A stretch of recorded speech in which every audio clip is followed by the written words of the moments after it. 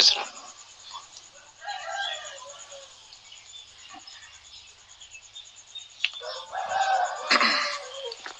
Praise lord.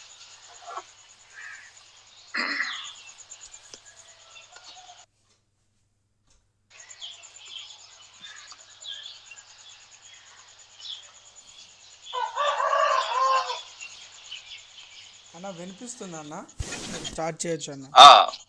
నా మాట వినపడుతుందన్నా? వినిపిస్తుంది అన్న. Okay, praise lord. ప్రభు అయిన యేసుక్రీస్తు వారి శుభనామంలో అందరికీ వందనాలు.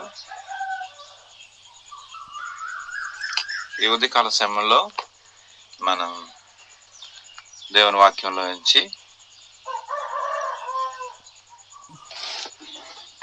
యోహాను సువార్త 11వ అధ్యాయము 32-33 వచనం చదువుకుందాం. యోహాను సువార్త 11వ అధ్యాయం 32-33 వచనం చదువుకుందాం.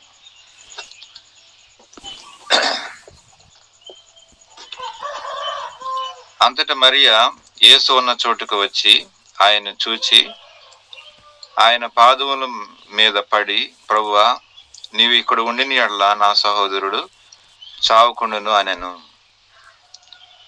ఆమె ఏడ్చుటయు ఆమెతో కూడా వచ్చిన యూదులు ఏడ్చుటయు చూసి యేసు చూసి కలవరపడి ఆత్మలో మూలుగుచు అతన్ని ఎక్కడ ఉంచితురని అడగగా, వారు ప్రభువా వచ్చి చూడమని ఆయనతో చెప్పిరి. యేసు కన్నీళ్లు విడిచెను. కాబట్టి యూదులు అతన్ని ఎలాగూ ప్రేమించను చూడడని చెప్పుకొనిరి. దేవుడు ఈ దివ్యమైన లేఖన భాగాలు మన ఇంటిలో దీవించి ఆశీర్వదించును గాక. అన్న ఒక మాట అన్న, మరి మీ వీడియోకి సంబంధించి ఏదైనా ఇబ్బంది ఉందా? అవునన్నా, మన బొమ్మ కనపట్లేదు. అవునవును, అదేదన్నా అంటే ఆఫ్ చేసి ఆన్ చేస్తే మీకు క్లియర్ అవుతుంది అనుకుంటే చెయ్యొచ్చు అన్న, లేదంటే మీరు కొనసాగించండి. నెక్స్ట్ ఒకసారి ఏమన్నా లాగౌట్ అయ్యి బయటికి వెళ్ళి మళ్ళీ జాయిన్ అవుతారా చూడండి.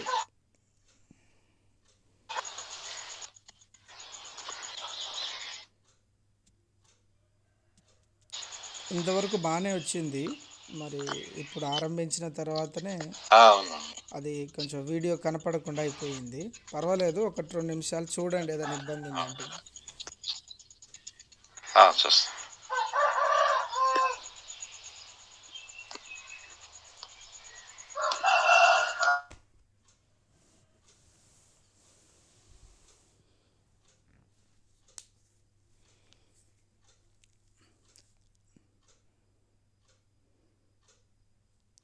లవ్లీ ఆంటీ వాళ్ళ గ్రాండ్ సన్ అక్క, నాకు అర్థం కాలేదు message. Grandson. Okay, yes అన్న, ఇప్పుడు క్లియర్ అన్న. మీరు ఆడియో ఒకటి అన్మ్యూట్ చేసుకోవాలి.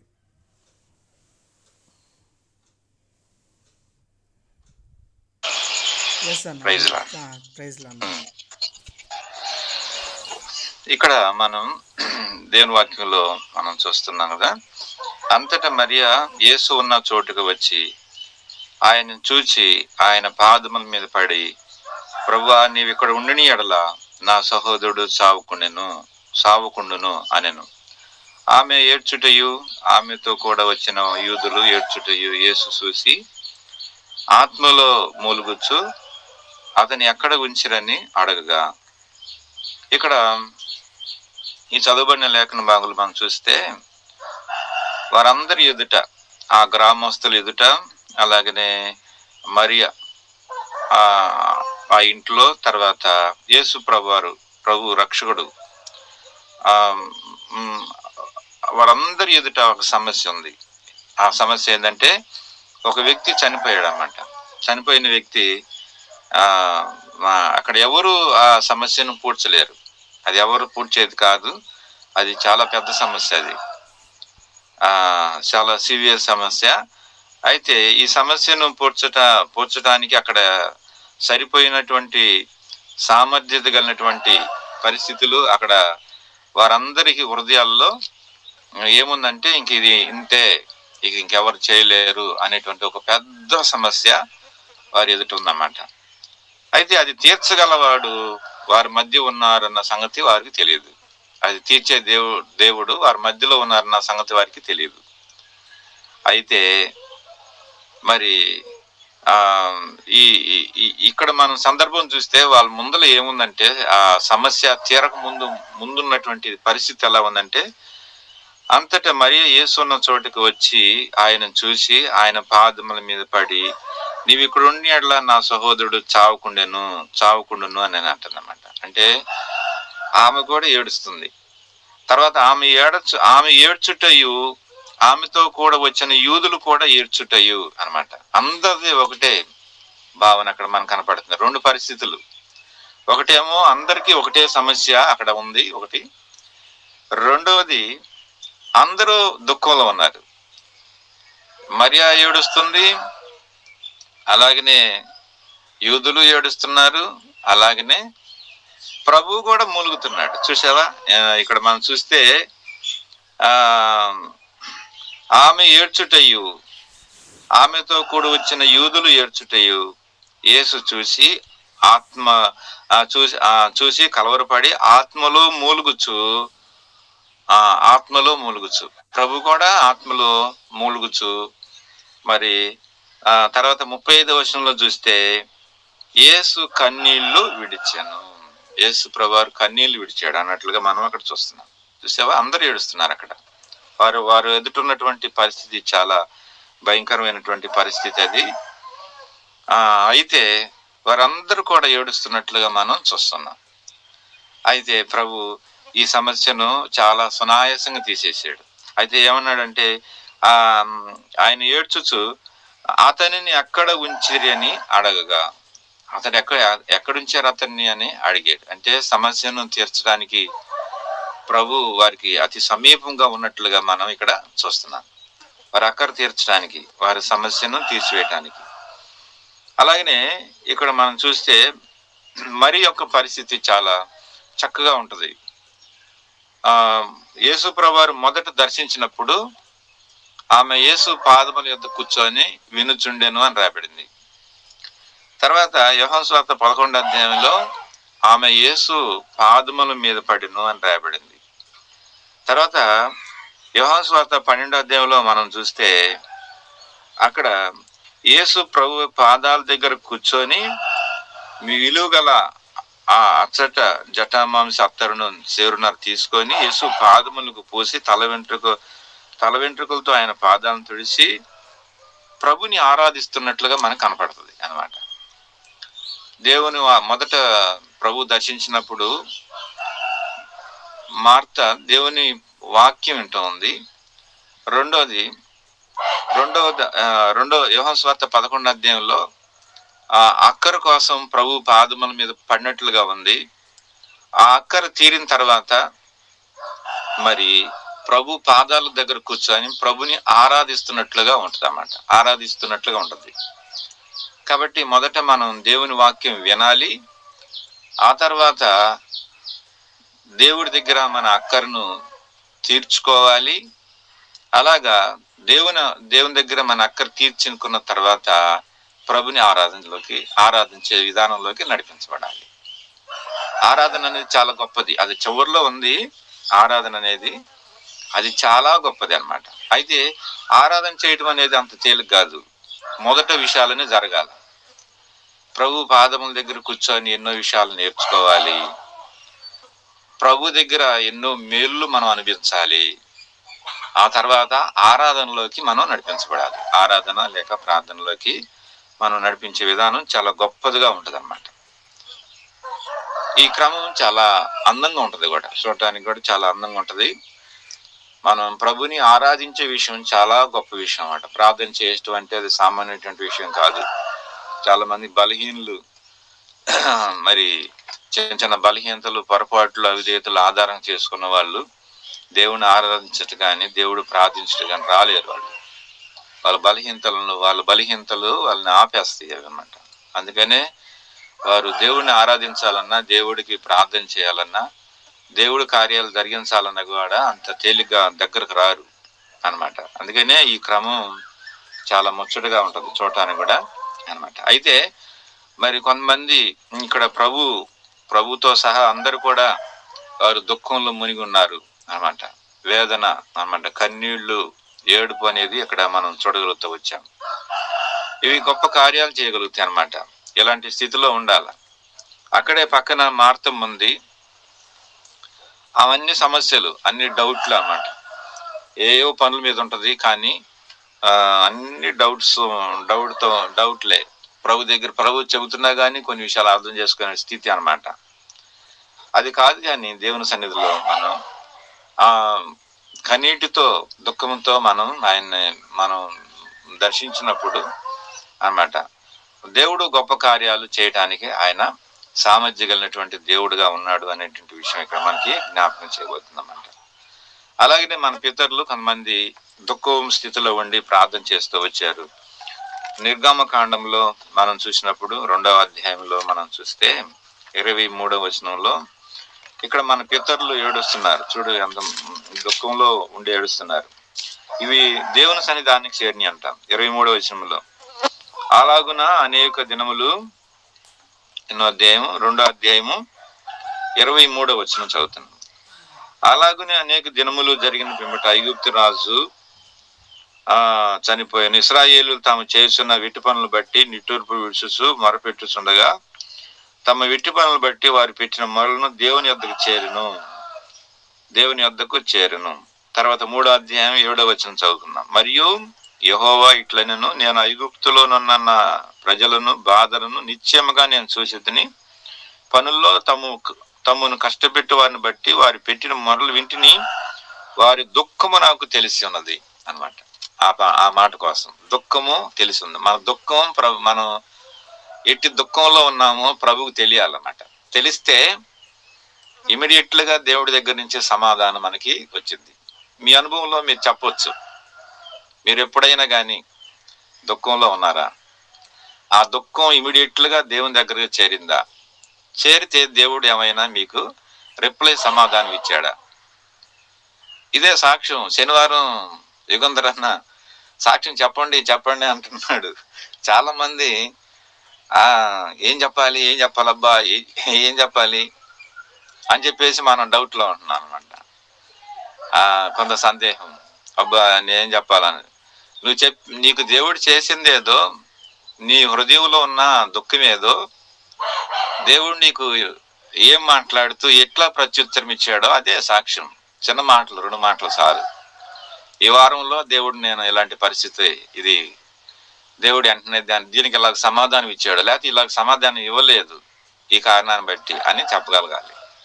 చెబితే అది నాకు అనేకులకు కూడా ఉపయోగకరంగా ఉంటది అన్నమాట. చాలా మేలు కలిగించేటువంటిదిగా ఉంటది అన్నమాట. ఇశ్రాయేలీయులు ఏడుస్తుంటే ఆ మొర దేవుని సన్నిధానానికి పోతే దేవుడు వారికి సమాధానం ఇచ్చినట్లుగా ఇక్కడ మనం చూస్తున్నాం అన్నమాట. కాబట్టి మన నిట్టూర్పు, మన బాధ, మన కన్నీరు, మన బాధ, ఇవన్నీ దేవుడి దగ్గరికి చాలా స్పీడ్గా వెళ్తాయి అన్నమాట. దేవుడి దగ్గరికి, మన దేవుని దగ్గరికి ఇవి చాలా స్పీడ్గా వెళ్ళి గొప్ప కార్యం చేస్తాయి అన్నమాట. గొప్ప కార్యాన్ని దేవుడు వెంటనే సమాధానం ఇస్తాడు. ఇలాంటి నేను చాలా చూసా. ప్రార్థన కూడా కొన్నిసార్లు వాటి గురించి నేను పెద్దగా పట్టించుకొని చేయలేదు, కానీ నేను ఇలా అనుకున్నప్పుడు వెంటనే దేవుడు దీన్ని ఊహించి దాన్ని వెంటనే సమాధానం పంపించిన విషయాలు నేను కూడా చాలా ఎరుగుతున్నమాట ప్రభు దగ్గర. ఈ అనుభవం మనందరికీ కావాలా. ఎందుకంటే మనం అనేకులకు చాలా విషయాలు మనం నేర్పించేటువంటి వాళ్ళం కాబట్టి ఈ కనెక్షన్ అనేది దేవుని ఎదుట మనకి ఎంతైనా అవసరం అన్నమాట. చాలా అవసరం అనమాట. అన్ఎక్స్పెక్టెడ్ గా ఒక వ్యక్తి ఒక స్థలానికి వెళ్ళి మనం ప్రార్థన చేయాలి, పరిచర్య చేయాలంటే వెంటనే అక్కడ ఒక దర్శనం కావాలి, అక్కడ ఒక వాగ్దానం కావాలి, అక్కడ ఒక దేవుని వాగ్దానం యొక్క నడిపింపు అనేది ఒకటి కావాలి. అవి ఎమ్మటనే ప్రభు మన అవసరాన్ని బట్టి అక్కడిని బట్టి ఇవ్వాలి. లేకపోతే అక్కడ మనం వెళ్ళి మనం ఏం చేయలేం. దేవుడు ఒక వాగ్దానం ఇచ్చినప్పుడు వెంటనే మనం అది తీసుకొని మా ప్రాంతానికి పోయినప్పుడు మనల్ని ప్రత్యేకించి వాడుకుంటాడు. ఆ ప్రజలకు కూడా ఇది అవును ఆమెన్ అన్నట్టుగా ఉంటది, అది నిజమే అన్నట్టుగా ఉంటది అన్నమాట. కాబట్టి ఈ సత్యాన్ని మనం తెలుసుకోవాలన్నమాట. తెలుసుకోవాల్సిన వారంగా ఉంటున్నాం అన్నమాట. కాబట్టి ఈ వారి ఐగుప్తి బానిసత్వం నుంచి దేవుడు వారిని విడిపించాడు అన్నమాట. ఇది చాలా అద్భుతం. అసలు 10 అద్భుతాలు ఐగుప్తీల మధ్య దేవుడు చేశాడు, కానీ అసలు నిజమైన అద్భుతం ఏంటంటే వాళ్ళని బయటికి రావటం అన్నమాట. బయటికి 430 సంవత్సరాలు అక్కడ దాదాపు చాలా మంది ఐగుప్తు రాజులు చచ్చిపోయారు, చాలా మంది చనిపోయారు. వాళ్ళు అప్పటి వరకు కూడా అక్కడే బానిసత్వంలో ఉన్నారు. ఎరగని రాజులు వచ్చి చాలా కఠినంగా వాళ్ళని చూస్తున్నప్పుడు దేవుడు నిజంగా ఎంత అద్భుతం అంటే, ఇది చాలా పెద్ద అద్భుతం ఇది అన్నమాట. అలాగనే ఈ అద్భుతం ఎలాంటిదంటే మనం ఊహించి చెప్పాలంటే, లోకంలో నుంచి ఒక వ్యక్తి దేవుళ్ళలోకి రావటం అనేది ఆ విధానం ఎంత గొప్పదో అంత గొప్పది. అది కూడా మనం రక్షించబడ్డాం. మన వెనకటి చరిత్ర ఆయన చూసుకుంటే నిజంగా మన ఏ పార్టీ వాళ్ళం నిజంగా ఆయన కృపకు బద్దులుగా చేశాడు. ఈ రోజున ఆయన ప్రేమకు బద్దులుగా చేశారు. మీరే నా ప్రేమ, మీరే నా కృపకు చాలినోళ్ళు మీరే అని ప్రభు ఎంత అద్భుతం చేశాడు. ఇది ఒక్కోసారి మనం చూసుకుంటేనే ఎంతో ఆశ్చర్యకర రీతిలో ఉంటుంది ఇదన్నమాట. తర్వాత హన్నా కూడా దేవుని సన్నిధిలో ఏడ్చిందన్నమాట. చూస్తే మనం దేవుని మొదటి సమయాల గ్రంథంలో నుంచి ఒక మాట చూస్తే, మొదటి సమయాలు గ్రంథంలో నుంచి 1వ అధ్యాయం 10వ వచనం చదువుకుంటే, ఇక్కడ హన్నా ప్రభు సన్నిధిలో ఏడుస్తుందన్నమాట. తనకి ఎన్నో తనకు సంతోషింపదగ్గ విషయాలు ఎన్నో ఉన్నాయి, కానీ వాటన్నిటిని చూసుకోవట్లేదు. ఆమె ఏం చూస్తుందంటే, తనకు ఒక కుమారుడు కావాలి అన్నటువంటి ఆలోచన, కుమారుని నేను పొందాలి అనేటువంటి ఆలోచన అన్నమాట. 1వ అధ్యాయం 10వ వచనంలో అన్నమాట. బహు దుఃఖాకాంతురాలై వచ్చి యెహోవా సన్నిధిని ప్రార్థన చేయొచ్చు బహుగా ఏడ్చుచుండెను. అప్పుడు సైన్యములకు అధిపతి యెహోవా, నీ సేవకురాలు నా కుమారుని నాకు కలిగి ఉన్న శ్రమను చూసి నీ సేవకురాలనైన నన్ను మరొక జ్ఞాపకం చేసుకును. నేను నీ సేవకురాలనై నాకు మగపిల్లను దయచేసిన ఎడల వాడిని తల మీదకి క్షౌర కత్తి అన్నిటికీ రానీక వాడు బ్రతుకు దినములన్నిట నేను యెహోవానకు నీకు అప్పగింతునని మొక్కుబడి చేసి కొనెను. ఆమె యెహోవా సన్నిధిని ప్రార్థన చేయుచుండగా అన్నమాట. చూసావా ఎట్లా బహుదుఃఖాక్రాంతురాలుగా చాలా బాధపడుతుంది అన్నమాట. మామూలు బాధ కాదు, ఎవరు తీర్చేది కాదు. భర్త వచ్చి చాలా తెలివైన మాటలతో ఆదరించాలని ప్రయత్నం చేశాడు, కానీ కుదరలేదు. అది కూడా కుదరలేదు. ఆమె ఏడుపులోని మిగిలి ఉంది. ఆమె ఏడుపుకి అర్థం ఏంటంటే, ఒక మగబిడ్డ దయచేస్తే నాకు కాదు నీకు అన్నమాట. నీకు నీ ఇంట్లో అవసరం తీర్చబడాలి, నీ ఇంట్లో అక్కర తీర్చబడాలా, నీ ఇంట్లో కొరతలు తీర్చబడాలా, నీ కోసం నేను ఒక బిడ్డను సిద్ధపరచుకోవాలి. నేను చూసావా, దేవుని యొక్క అవసరతను బట్టి, అక్కరను బట్టి దేవుని ఇంట్లో ఉన్న కొరత అనేది ఏదో ఎరిగి ఉంది. అందుకని ఆమె చాలా బాధపడింది.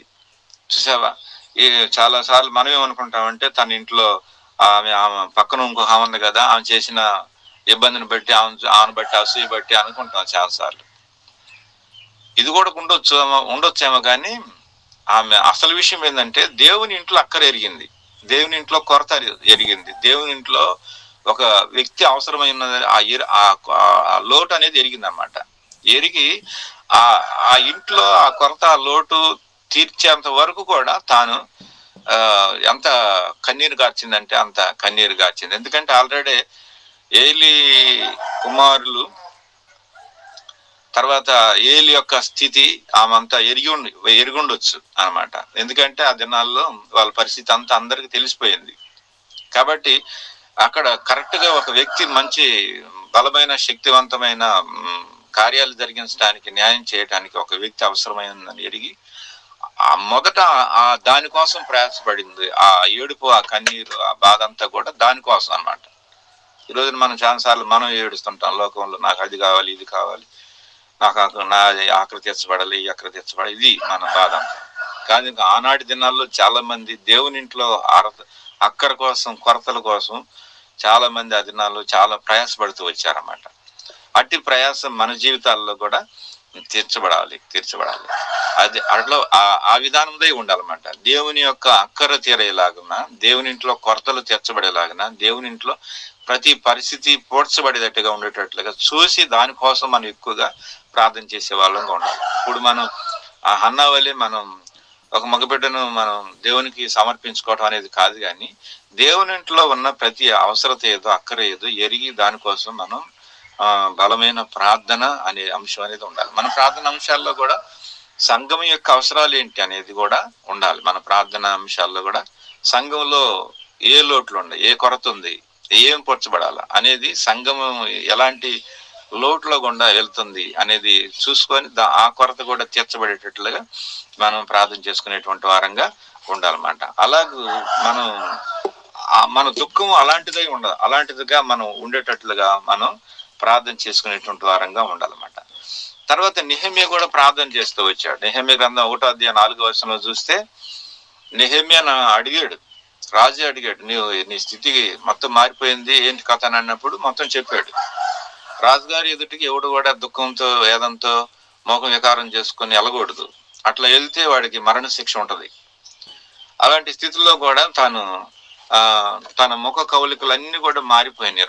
రాజు అడిగాడు ఏంటంటే, అప్పుడు తమ పితరులు సమాధులు ఉండు పట్టణము, నా దేశం ఇలా పరిస్థితిలో ఉంది, మరి ఇట్లా ఉంటే నాకు కొంచెం బాధ లేకుండా ఉంటుందా అని చెప్పేసి అని అన్నప్పుడు, మరి ఆయనకి ఎంత కలిగిందో రాజుగారికి మనసు కలిగించాడు. సరే, నువ్వు అది ఏం చేయగలవు, నువ్వేం చేయగలవు అన్నప్పుడు, దాన్ని నేను బాగు చేసుకోగలుగుతాను అని చెప్పేసి అన్నాడు.